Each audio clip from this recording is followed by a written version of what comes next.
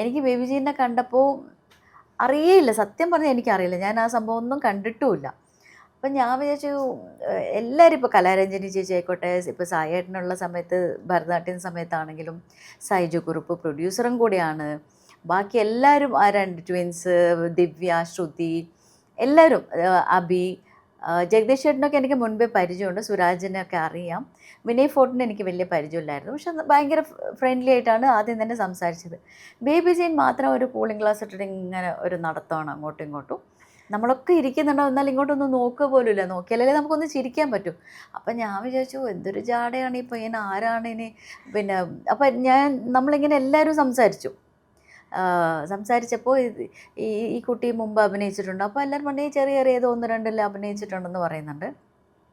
ഞാൻ ആലോചിച്ചു എന്തിനാ പിന്നെ ഇത്രയും ജാട ഇടുന്നത്. അതുമല്ല കലാരഞ്ജനി ചേച്ചിയെ പോലെ ഒരു സീനിയർ ആർട്ടിസ്റ്റ് അവിടെ ഇരിക്കുമ്പോൾ അവളൊന്ന് നോക്കുകയും ചെയ്യില്ല. അപ്പോൾ ഈ കൂളിംഗ് ഗ്ലാസ് ഇട്ടുകൊണ്ട് എങ്ങോട്ടോ നോക്കുന്ന പോലെ നമുക്ക് അറിയുന്നില്ല. അപ്പോൾ പുള്ളി അങ്ങനെ മൈൻഡില്ലാതെ പോവും വരും ഇങ്ങനെയൊക്കെ ആയിരുന്നു. അപ്പം ഞങ്ങളൊക്കെ ഡിസ്കസ് ചെയ്തു, എന്തൊരു ജാടയാ പയ്യന്, ചെറിയ ഇന്ന് വന്ന പയ്യന് എന്തൊരു ജാടയെന്നൊക്കെ ഞങ്ങളിങ്ങനെ തമാശ ആക്കുമായിരുന്നേ.